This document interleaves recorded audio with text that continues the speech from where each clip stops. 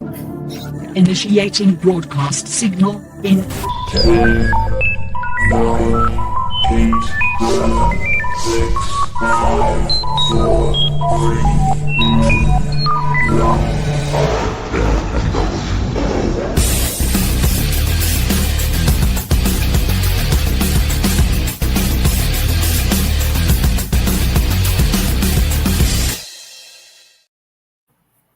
Ladies, gentlemen, and knights of the Nerd World Order, this is the Nerd World Order broadcast.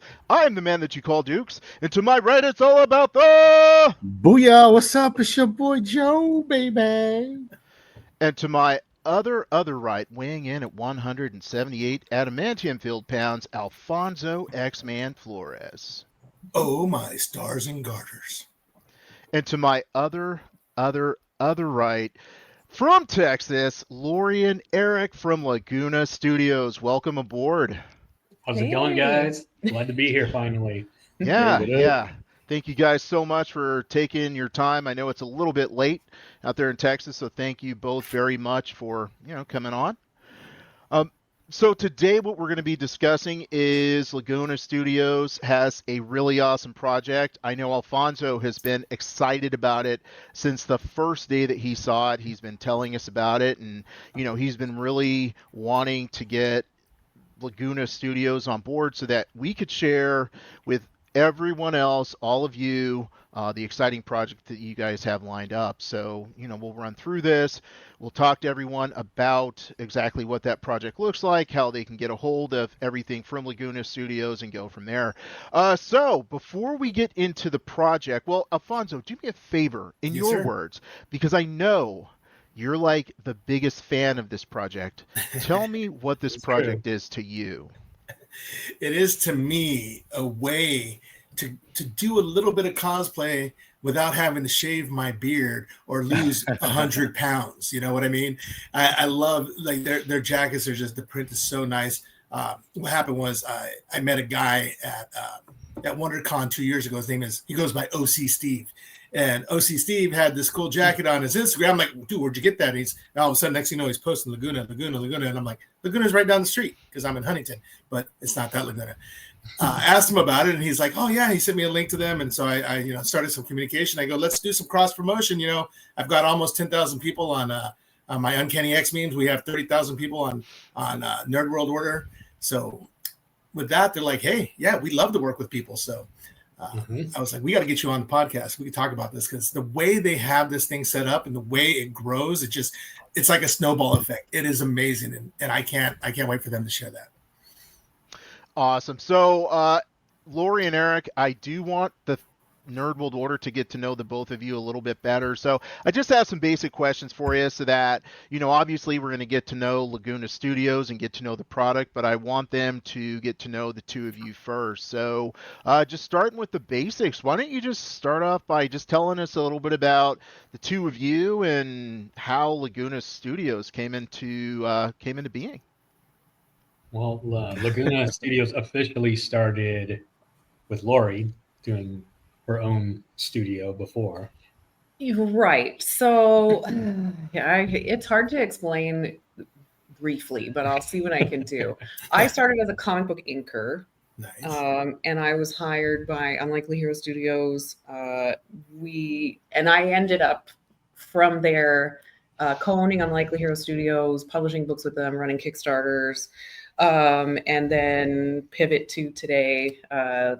We're Laguna Studios. We're publishing books. We're a third-party logistics company for other creators as well. We're making jackets. Making merch, clothing design, writing, producing all of our own comics.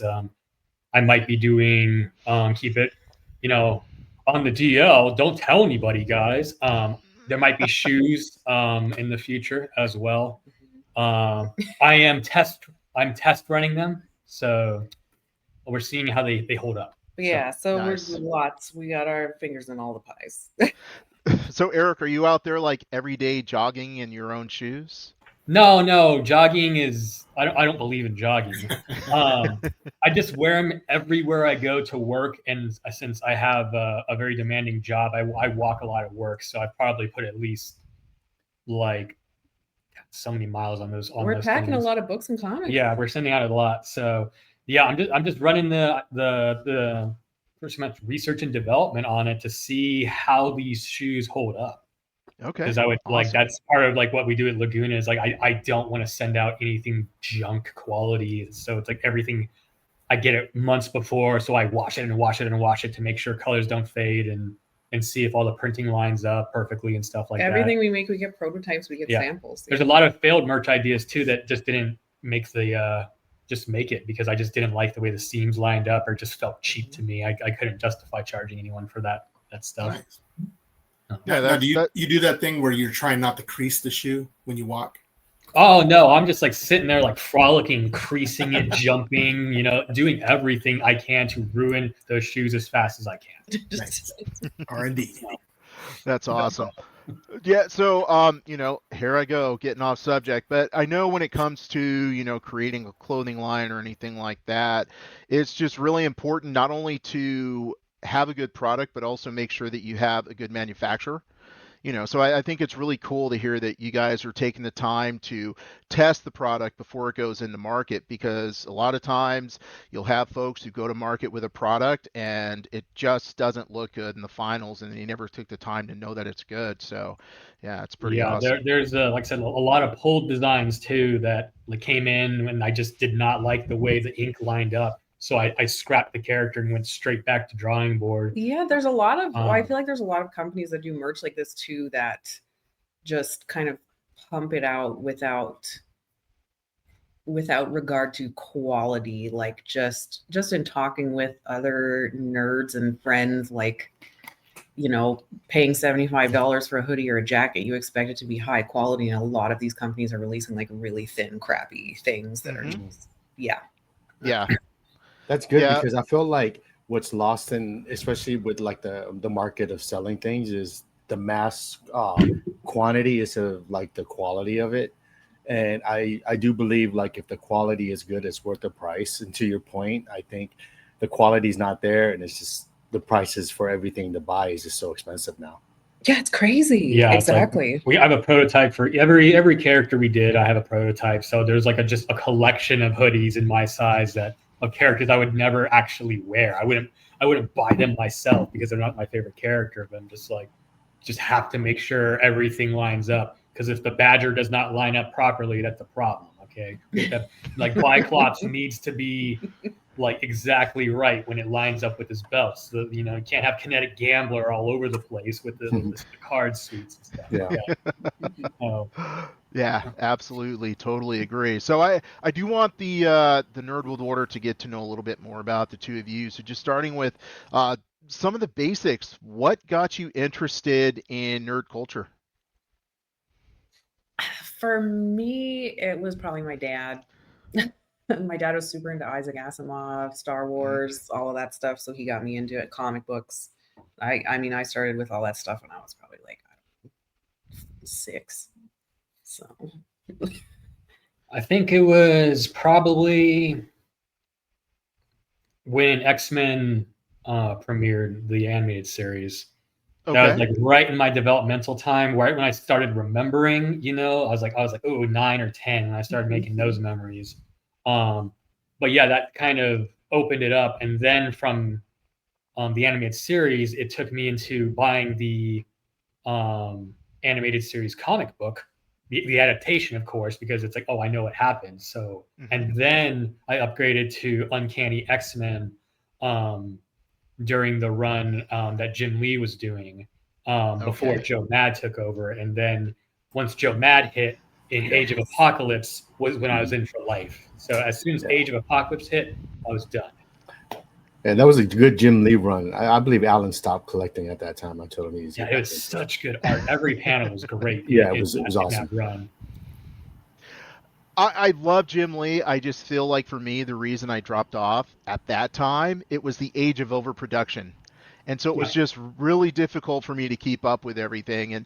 And you know, Lori, it's pretty interesting because, you know, the guys and I, we've discussed how we got into comic books. And nerd stuff in general. And it's definitely a mix of both you and Eric in the sense that, like, for all three of us, our dads got us into it. Like my dad used to sit down and watch Star Trek with me, and, we would watch anything we could find on TV. And then from there, it progressed into X-Men comic books. That was the one comic book as a kid. Like, I'm going to read this. I'm not going to read Avengers. That's my one book. Yeah. Yeah, so I totally relate. And, Alfonso, that's how his dad got him into it. Same with Joe, same thing. So it's just interesting because that's where the foundation normally comes from, Yeah, that's crazy. Yeah, I just like X-Men because there's just so many. You could talk about X-Men that everyone, it wasn't just an echo chamber. It's like everyone's like, oh, had a different X-Men they could talk about all day. It wasn't just the same character over and over, you know what I mean? Yeah. Like, Captain America book only had Cap in it, and then you got excited when there was a crossover. Yeah, for sure. So, at least in my opinion, I just really love that, the team-based dynamic and stuff. What's funny about the X-Men too is like Stan Lee, he was having difficulties coming up with characters and how they got their powers, and he's like, well, maybe I'll just have them born with it. And he's like, oh, that's perfect. And it's just like shotgunning them out left and right because they're just born with it, So, yeah, no explanation. It was pretty easy for him. It was simplistic, and he gave them real problems. He made them real people. He tackled like discrimination that nobody really was, and it was able to, he was able to put that focus on something else. It's like he's talking about it, but he's not talking about it. You know what I mean? He's not talking about it, but he's talking about it. So yeah, love it. So before we get into talking about Laguna Studios products, everything like that, for me, I feel like a lot of time nerds are defined by their fandoms. So for each of you, what is your number one fandom? I would probably say it would have to be X-Men. I have X-Men tattoos. It's been something I've never grown out of.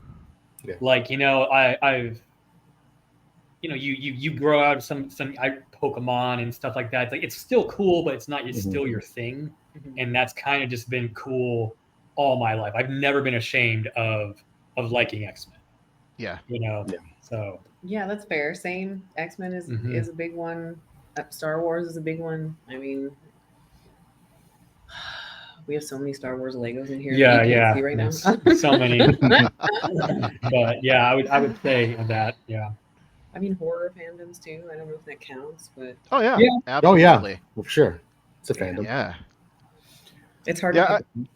It is. It's really hard to pick one, like, because as I'm thinking of my answer, I don't have a single answer. Yeah. Because I can say it's Marvel or it's Cap or it's Shazam or it's Godzilla. Matrix. See Godzilla. Oh yeah, Matrix. Yeah. So it's it's even though I ask for one, I also realize that it's kind of like saying, tell me about one part of your personality.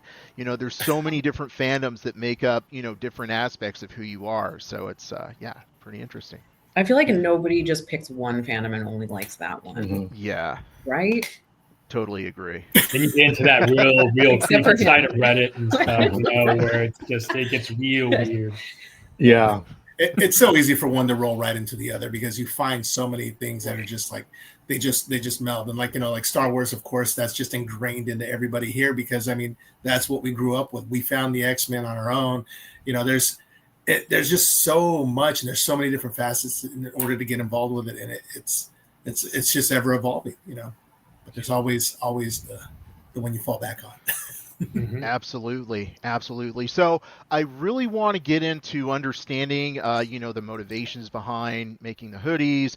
We're going to look at some of the designs, everything like that, the process. But starting off with just looking at what was your overall motivation? What made the two of you decide, what, the world needs some really cool hoodies? I was bored at work one day. Well, I feel like it started with the butt pins, though. I feel like we should start. Oh, those are so nice. With that, I feel like it escalated from butt pins to hoodies, right? No, I did that second because it was based on my gym attire. Oh, okay. So I used to own a gym. Okay. Just, a couple years ago, like 5 years ago or so. And I would design my gym merch, and it was 1980s inspired, so it was very like aerobic looking, lots of Patrick Nagel Bright influence, colors. bright colors, hot pink, teals, like that. And then I found this awesome printer, and I was like, oh, I just want to make my own stuff, because I always made my stuff when I was a kid. I customized my leather jackets with all my punk patches and rock and roll stuff like that. So then I was like, so I started designing my own gym merch, and I was like, you know what? Like my gym, the color combination was Gambit's colors. So it was the chest plate pink, the teal, and then the black. And then I had references to Gambit, like black with 3 squares, 3 pink squares, and like a blue line, like his belt. So I had that all over the gym. So if you knew, you knew. But if you didn't, it just looked cool. Yeah. And so then I produced a hoodie like that, and it had his squares on the thing. So he had the sleeves, but it was my design. And I kind of just morphed that into making it almost into a cosplay hoodie, but not just printed uniform. You know what I mean? It's not just, oh, it's clearly he's wearing a Gambit shirt. It's just like, is that Gambit? If you know, you know. But if you don't, it looks cool enough to pass as just a sporty look, because I was going for sport gear. I was going for gym. And so then I made a Gambit because I loved Gambit. And then it just spiraled out of control from there, because I was like, hey, look at this. And then I made a Wolverine inspired one with the yellow and blue. And then because I already had yellow and blue on my color palette, it ended up turning into a Cyclops, which ended up turning into a Beast. And so it just kind of just spiraled out of control there. And then she's like, well, let's run a Kickstarter for it. People will love these.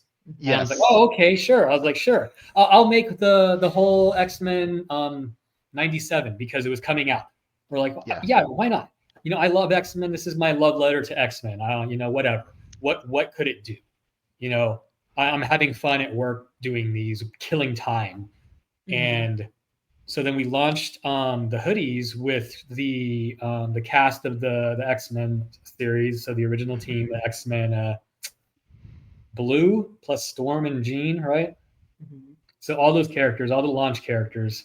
And then from there, it just like completely went out of control. The campaign went out of control, and we weren't prepared for the amount of stretch goals we needed. Yeah. So Eric was just every day like, okay, I had a new idea. And we just added character after character after character. Because it's like we put these stretch goals on that were like, okay, maybe they'll unlock a Magneto later, like stuff like that to add on extra incentives to maximize pledges and stuff. And then it just kept going. And then like we woke up the following morning, and it was like they had smashed like 4 stretch goals overnight. And then here I am with 2 hoodies in the pipeline. I'm like, okay, I'm just going to spend the next month just churning out characters. And we ended up like producing something like 30 something different characters on the first campaign, and just absolutely killing it, and doing kind of Sailor Jerry inspired butt pins of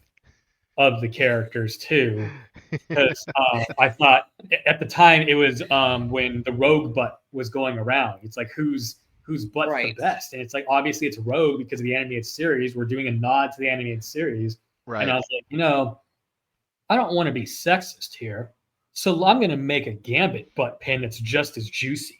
And so then I just produced the juiciest butt pins of every character I could possibly do, and it was so like offensive that it was very controversial. Yeah, like on Instagram they're like, oh, I don't want to see Gambit butt, and it's just like people were angry about it. I'm like, the Archangel one is amazing, and they look like hearts. They look like little heart pins, but you gotta look, and they're butts.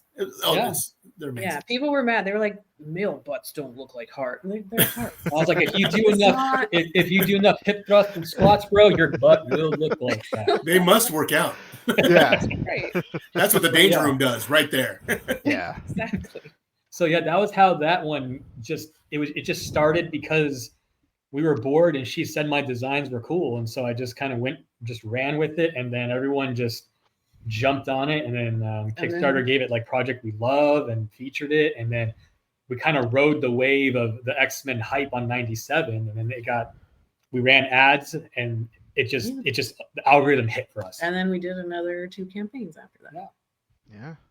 So it's interesting because I'm gonna, as we're talking, I'm gonna put some of the designs up on the screen so folks can see, how awesome they are. But now, Eric, you were running a gym.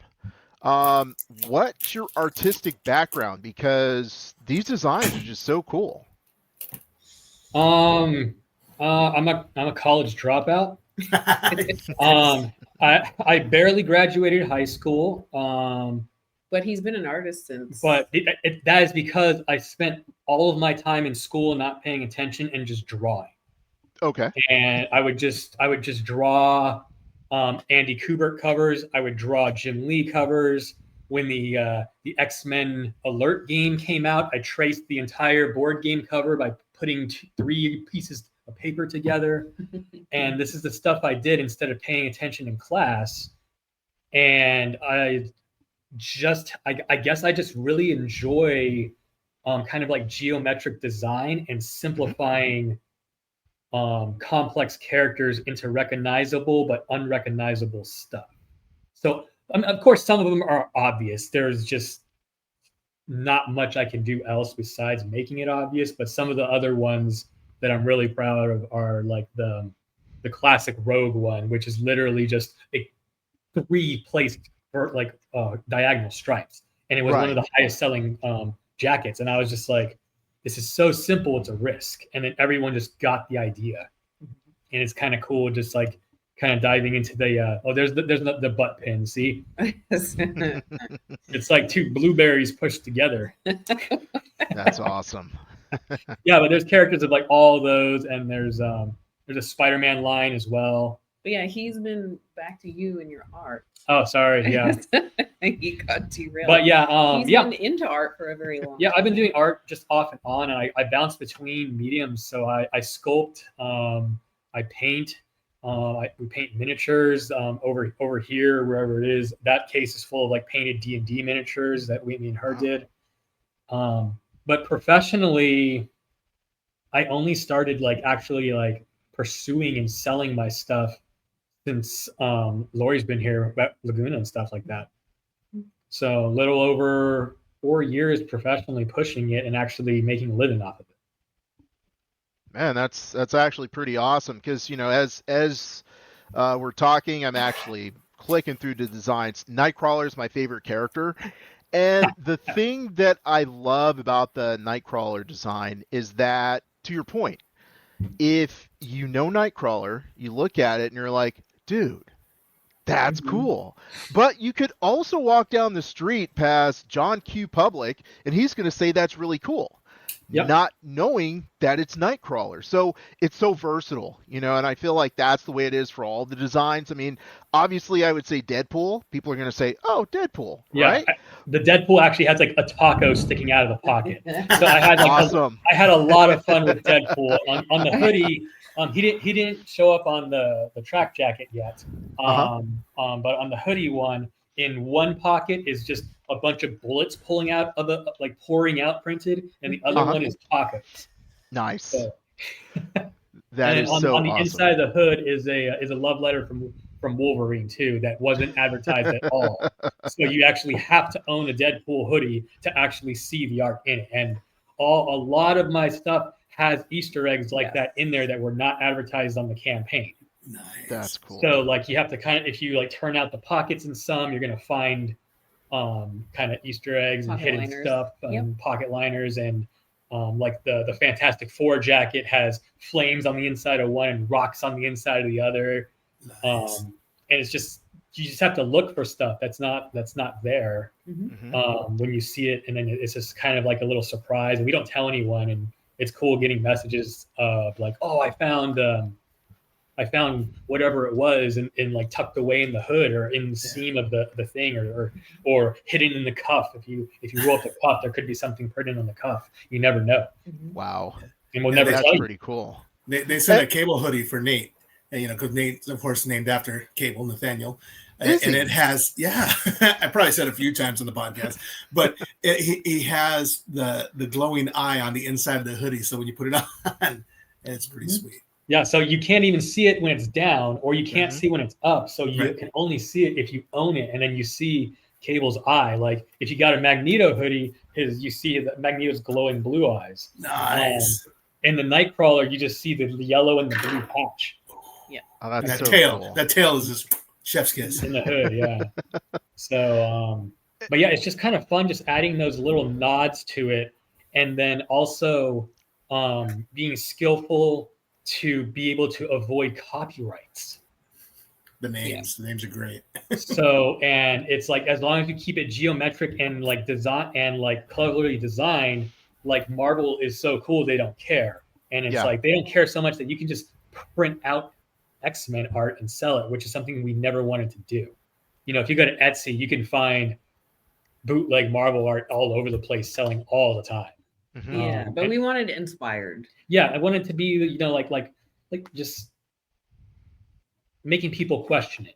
And you're like, Yeah. yeah, it's cool. Especially it works with bright colors and stuff. If Uh-huh. the brighter colors you wear and the more you design with, the more kind of people will recognize it, but also just like it in general. They'll be like, "Oh, I like you." I get most comments on my Gambit because it's hot pink, Yeah. and it's just that people never really see that, so it draws attention to it, and they just sometimes they don't even make the connection that it's Gambit just because they're so surprised of the shocking of seeing that in The colors. and stuff. Yeah. So and it's like that's the way you would probably look at the X-Men when they showed up in their colorful outfits. You'd be like, "What the Yeah. hell is going on?" But the bright colors catch your eye, and so And like they look cool. like Alfonso was Yeah. saying, it was a cool way to do cheap, lazy cosplay. Well, the cool thing to me as you're running through this is I feel like it's something that really appeals to the diehard fan, right? Because like when Marvel movies initially started, everybody was looking for the Easter eggs, right? Like Mhm. if you're a diehard, you see the Easter egg, you know it's there, and I feel like this really calls to that because I feel like you know, a lot of people are going to take it at face value, but the time that you put into the Easter eggs is something like a true fan, like Yes. a diehard, is going to be like, that's a detail that means that you as the creator or the artist really understands the character. That is so cool. Yeah, exactly. And part of it also was especially on this third one, we took way more time and energy to put into the presentation of the campaign for our previous backers and new fans. So we wanted to like make it exciting to check our page all the time. Take suggestions, be reactive to everyone who is commenting and helping us along. And then all of our advertisements had clever Easter eggs and teasers and stuff. I would announce a character, and then the scrambled background would be a lead to a nod of whatever that character was. And so I only stumped everyone one time, and that was with the Dazzler reveal, which was the background of the X-Men arcade game stage select. Nice. Purple pixels was what was shading it, and no one got the hint that you had to unlock Nightcrawler, Colossus, Storm, Cyclops, and Wolverine to gain this extra character, and nobody got the hint. Hey, Eric, you know what? It's such a cool way you do it. I don't think we kind of danced around a little bit, but explain how you released them and then how others were unlocked. Because you had a number of that you put out at first, like 10 or so, wasn't it that like that? Right. So we started with, I want to say we only started with about 6. Yes, on the original campaign. And then we offered, with the way Backer Kit works, Backer Kit's really cool. It lets you have achievements and unlocks. So you actually get to see progress bars. So like if you're a gamer, it's super fun. It's really, Just fill the bar. Right, achievement based. So we had unlocks for followers and unlocks for project shares and unlocks for money reached and unlock for number of backers. And we also had polls for people to choose a character, to choose the next hoodie that's unlocked, or the next jacket, I should say. Yeah, they would go versus, and you'd have to vote. And on the previous campaigns, it was kind of like a mystery. You didn't know what the design looked like. You were voting on just the character clues. Right. On this campaign, we decided to show the hoodies off this time, and I was still disappointed with people's choices. Right. Like they should be choosing what I want, and I'm just like watching my favorite designs lose, and I'm like, I'm never doing this again. I'm offended right there. Like, I'm sorry, Alfonso. I was rooting for Archangel the whole time because last time he got destroyed in every fight. Yeah, Right. it's Titan. Titan beat Archangel both Yeah. times. Man, that's such a bum deal. So, but yeah, it's just kind of fun to just like kind of just make up these like ridiculous polls and make games out of it head to head, and like We kept having backers just message us and be like, "Is it this one? I think I know." yeah, or like Which is really fun. nobody actually challenged me on this this last campaign, but on the first one, there was people who were like, "Oh, you can't. How is he going to do an Iceman?" And then there's chatter like, "Oh, he can't do an Iceman." I was like, "Man." And he was like, "Hold my beer. I'm Yeah, gonna hang on. let me show you. And then I ended up getting an Iceman done. That's one of the coolest designs, right? Yeah. Well, that and you got a few Mystique designs. Oh my gosh, Mhm. the half Oh, and the halves. Mystique. Yeah, the Mystique. I am never doing anything like that ever again. Okay, because I let everyone pick who Mystique was actually changing into halfway through the hoodie, and that was a lot of work that I had to do. Right. to So make we that. had Wow. we had like 30 options, and then we allowed people to pick which of those 30 options Mystique was turning into on the other half of the hoodie. And that was survey wise an absolute nightmare. Yes, Design wise, a nightmare. that's when everything changed for me. I'm glad we did it, but Yeah, so it's rough. if you got the Mystique hoodie, that's the only time that's ever going to happen in any of my X-Men inspired runs. We're not going to do that again unless it's custom. I will do it for custom. Nice. So I noticed you have Spider-Man. What other fandoms have you rolled into? Those are the only two we've done so far. Yes, people have been wanting kind of to do just like a greater Marvel universe. I'm down for it. There's a lot of just kind of cool characters I would want to just give more merch to. Like I'm a huge Danny Catch Ghost Rider fan, so Nice. like I would want to be. I could do some Ghost Rider inspired jacket, running shoes. I would love to do like Doctor Strange sneakers. Imagine that with his like the filigree on his cape, but on the tongue of the sneaker and stuff. Like it's some of like the Marvel Knights and stuff. It's a shame we can't do Punisher. Just yeah, but but the challenge of like doing a Moon Knight. Oh, that would be cool. Yeah. Moon Knight's all in white. Mhm. But like, the idea of like being able to put together a garment that is like Moon Knight inspired and still be like it's Moon Knight and not be like, what is that, a mummy? You know what I mean? It's like where I want it to be. We've been kind of asking the fans too, and a lot of the time they're like, "We just want more X-Men." Yeah, and X-Men is your thing, like for everything, because I feel like, especially people our age, it's like that's just like such. It's who said it was like Spider-Man the animated series was their favorite. It was usually like out of the Saturday morning, it was if you were a comic book fan, it was X-Men the animated series. No one was like likes the Iron Man with the weird computer graphics. Like nobody like you know what I'm talking about. I mean, what would you guys want to see if you wanted merch? Because I always like to heir. Are we focusing specifically on Marvel? Are we looking to go outside? No, of Marvel? just like other, anything. It's Anime. it's also dicey to do certain companies' characters. You can't even do Nintendo inspired because Nintendo will come after anybody. But it's just like. But I'd be curious what you guys would like to see. The first thing that comes to mind for me is definitely Dragon Ball. That would be fun. Shazam's pretty good too. The reason I say that is because I feel like with Dragon Ball, you have a lot of representations as far as people doing the orange and blue. But what I really like about what the two of you are doing is you're taking something that's recognizable and changing it just enough where it turns into a conversation. it turns into a, oh yeah. And so I think that'd be really cool because I feel like everybody does Goku, right? But then we also have the Vegeta. other Go ahead, Joe. Vegeta. Yeah, I'm a Vegeta man myself. Hey, let's go. All right, but continue, please. So Goku's my favorite, Vegeta's Joe's favorite, and that does create a source of tension. So I can see. I get it.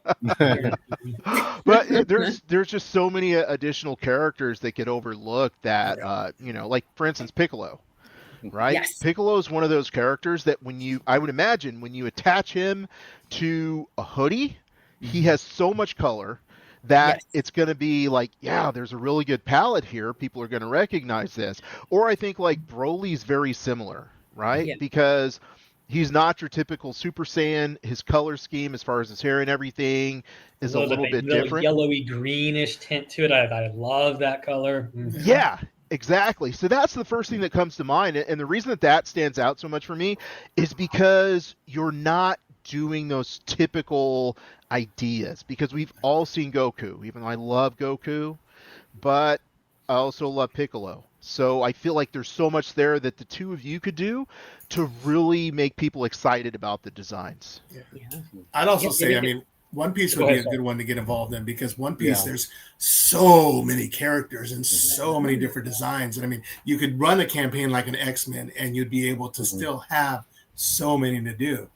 Yeah, that's how the X-Men was. It was just so fun jumping into, the cousin teams and stuff, being able to do Excalibur and X-Force, and then like going through the different eras of the characters, because they changed so much. One Piece we could go forever. And One Piece I'm afraid of. You can't even start One Piece anymore. Like I'll die before. We'd have to keep Eric contained. I'd have to like limit is like 20 designs. And then on this last one, she's like, okay, you're only going to do 12 designs. And here I am like 30 later. Yeah. And I'm like, she's like, what are you doing? I'm like, oh, they wanted 1989 Havoc design. And it's like one guy that's screaming into the void that he wants this like one Rob Liefeld version of Havoc. And I'm like, I'm going to do it. And it's like just.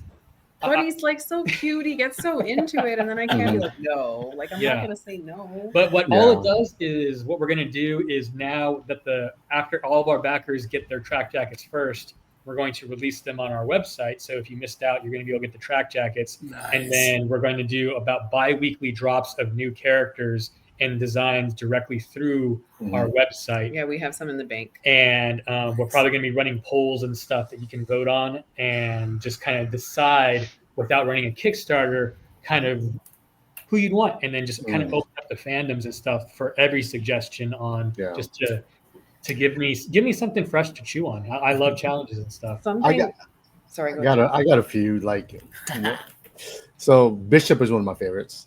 Oh, the Bishop is so cool on this one. Yeah. And two that I feel don't get enough love, and probably one of my favorites is Longshot. And not that many people remember Longshot. I just thought it was cool. Like, I mean, basically Domino is Longshot. So, but I felt like Longshot was never used and stuff. I was kind of disappointed. That's what, the Jim Lee run, Longshot was one of the characters that I liked within that team. And then also I like Random. I don't know if you remember Random. Random was he had the cannon, right? Yeah. I was introduced from the Toy Biz action figure. I was like, what the hell is this? Yeah. He was cool. And then I was like, oh, it's X-Force. And I was like, oh, this is kind of cool. Yeah. Yeah. The funny thing about Longshot is Longshot was actually supposed to be Gambit. And then they spent all the attention on Gambit and then put a Longshot into the Outback there. So that's kind of like where he got stuck. Yeah. And then they brought in Dazzler as kind of overshadowed him, and they had kind of the matching star on the outfit. Yeah. But no, he had a sick mullet. Yeah. It was blonde, like just like, I think he was styled after Bon Jovi. Yeah. Well, and speaking of mullets, you incorporated. Oh, the Bishop jacket actually has his sweet mullet incorporated into the design. Nice. Yeah, in the back. Yeah. It's subtle though, and if you didn't know, it just looks like a cool design shape. But if you know, you know. Yeah. And so it's like awesome. The Jared girl. but yeah, it's kind of just like just doing that, just simplifying the designs enough to obscure the character a little is always just like the most fun part of it. Yeah. Yeah. I don't want to go into like the X-Men always hopping into the future, but you talked about the shoes a little bit, and as you're talking about the shoes, I was just thinking like I have a pair of Thundercat shoes that Puma made, and I think I've seen those ones. They're the biggest conversation starter. And so I'm just thinking like having a series of X-Men shoes that are like they're there, but it's like, dude, that's just so awesome. Just thinking about all the possibilities. Do you want me to go grab my prototype so you guys can see it here? Yeah. Yeah. I was hoping I'd win that Powerball, so I could have got one of each of your jackets. Right? Yeah. These shoes, like they're just a prototype. He's still working on it, but like we've had compliments on these shoes from like boomer Republicans who are like, those shoes are really cool looking. Like, yeah, my grandparents were like, wow, those shoes are nice. And I was like, I made them. And they're like, where did you get them? I'm like, I made them. They're like, oh, well, where did you get them? I'm like, I love you, Grandma. Okay, so now I've been wearing these for like 2 months straight in a dusty warehouse. So they're a little and dusty. They've been rained on, everything. So they're not all like they won't come in brown and dirty when you get them. Okay? Yeah, of course. But here are a prototype of the Kinetic Gambler runners. Okay, so design is still in the works, but you can see it's a nice gym shoe. It's very light. Yeah. Put it up so our name isn't. Sorry, I'm like trying to Yeah. But yeah, so the next one it's in order is actually going to be the Wolverine inspired ones. Oh, nice. So this is, like I said, this is the working prototype. What I like to do is I trade these laces out with stretchy laces, and they're just real comfortable slip-ons. And so that's kind of like the idea, and just to kind of incorporate, if you look at it, you can see it's his belt, and then this is actually the tongue is where his shin guards would be. If you can see it, the shin guards are in there too. Love the detail. But yeah, and so it's like everyone was just commenting on these, just walking through the store. I was at like a butcher shop, and the butcher was like, "Oh, what? Those shoes are awesome!" And I was like, "Oh, like everybody is just enjoying them because it's like you just don't see shoes like this." No, There's not enough color in the world. I agree. Totally. Yeah, those are real clean, dude. Like I have a lot of shoes, dude, and those look clean. I like them. Reminds me of Ultra Boost. I don't know if you like. I'm a big fan of Ultra Boost, just for the athletic feel of Adidas shoes. Okay, the back cover of the shoe reminds me of the Ultra Boost. So immediately, and it's like it's just like the print job and stuff. I would love to be able to like sew and stitch, but that's not in my wheelhouse right now. My mom was a seamstress and she made wedding dresses, but I just that was an art I never actually tried. I like that they're like athletic, like you said, like gym shoes. Yeah, I'm with that because I feel so like we were gonna see when we do it. They might come out with an X-Men line, or the other idea is we would be doing possibly a Valentine's Day line of strictly Gambit and Rogue. Ooh, that'd be nice. So, but that would be like a smaller campaign, probably. But getting him to do just 2 designs is impossible for him. He's like, it's going to be the lovers, and you're going to be like, why is Wolverine in there? You're like, all right, it's the Croatian Okay. Do you play video games at all? Mm-hmm. Yeah, you ever heard of Marvel Rivals? Yes. Oh yeah. All right, season 5 supposedly is going to be the Rogue and Gambit release. I've been seeing the teasers, and I've like, So if you time it perfect, like that, you could do it. I have to play as Gambit as every single video game, so I will try it. But that's exciting, and to do that, but because you can almost plan it around that really time fun. if you do it at a time. You could plan it like, hey. Still Thunder. Yeah, we should do that. Yeah. But it's like when we do playing, we're doing a survival game right now to kind of just unwind because it's so chaotic at work. and I Yeah. see Marvel Rival gameplay, and it looks so cool, and all the characters are so awesome looking, and I'm just like, my brain is already scrambled from work, and I'm like, how do people play this? I'm like, how are you good at this? Stressful. Like, I'm just sitting there like getting killed. And I watch people play, and I'm like, man, I wish I could be good like you. So like, but like, you got a who job. do you main as right now? Well, because I like X-Men too, so I play Emma Frost. I'm a huge fan of her. Ooh, White Nice. Queen. So I main her, and then I also play the Thing, thus the Booyah. Nice. Ah, Yes. okay. Yeah, and then I play the Hulk, but I'm definitely going to be playing Gambit because he's one of my favorites too. So and Rogue, I Yes. love Good Rogue. man, good man. Yes. And I've always been a fan of Rogue, so hopefully she's a tank. I like playing tank, so Yes. I'm a big Rogue fan too. Mhm. yeah, she's dope. I like the Gambit and Rogue thing. I mean, I'm a fan of that. Mm-hmm. So I definitely want to make sure that everyone that's watching and listening does have the opportunity to know exactly where to go to support the next campaign, or obviously when you release to the general public. What's the best way for everyone to get to be part of this? And also, whatever the links you have, you guys can find those in the description, so if people want to click on that, they can go there as well. Yeah. Our website is probably the best place. You can get the X Series hoodies and the Hoodieverse hoodies there right now already. So just lagunastudios.net. And we'll be adding the track jackets in a month or two after the backers get their stuff, because they get first dibs. They get first dibs. And then just social media, we're at Laguna Studios Comics, and that's where you'll see announcements for that kind of thing. Also, if on our website, you can sign up to our email newsletter, and we always send emails for new hoodie and jacket drops, new campaigns. I mean, we're probably going to do some kind of campaign once a year minimum, if I had to guess. So yeah, maybe. Well, we'll see. Yeah. But we would love to hear, like I said, more and more suggestions, what you guys are excited for. That's really awesome feedback about the shoes. That pumps me up about it. I just have to make sure they last, and I'm completely ignorant on the shoe culture, so I'm like I don't know what's acceptable.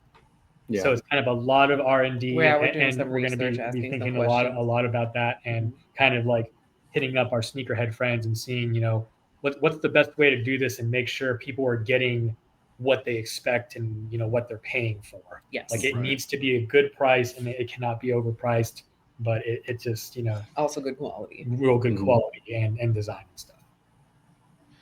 Yeah, which I'll just say this again, and I think we all agree, just the amount of time you put into making sure that you're putting out good quality is just so impressive, because I know even when it comes to production, adding those details on the inside of the hoodie are not cheap.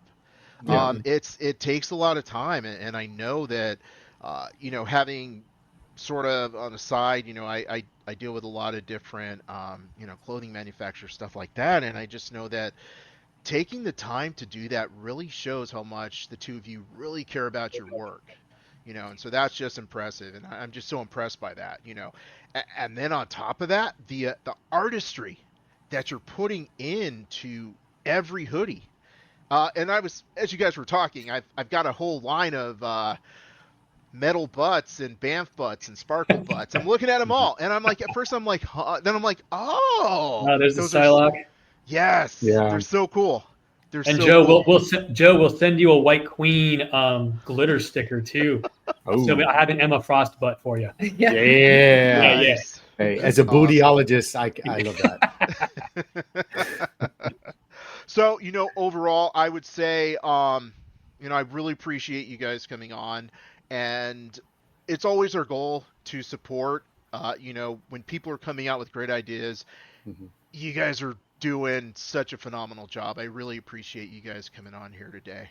Yeah, we love being on here. We love talking to everybody. We part of what I fear of my growing company is not being able to do this, but it's like we're able to be growing in a way where Lori and I can focus more on creative and can hang out with our fans and connect with y'all, because that's the whole reason to do this, is to just take ideas and be like, well, this is a cool idea. Let me show you what I can do with it, and then just kind of give it back and just be part of the the nerd community like that. And Nerds just, doing nerd stuff. like, never to be known as like we want to be known as like the coolest like indie publisher. You know, it's like the guys that just like you can talk to the owners, you can message the owners, and they'll answer you. But they're big. You know, we want that success, but still keep the humility. We want to be Keanu Reeves of comics. Right. Hey, that's a good one. Dude, that right Yeah. there is definitely something to aspire for. So this actually concludes this episode of the Nerd World Order broadcast. So until next time, ladies, gentlemen, and knights of the Nerd World Order, I am NWO. We are NWO. Nerd redefined. Booyah! Booyah!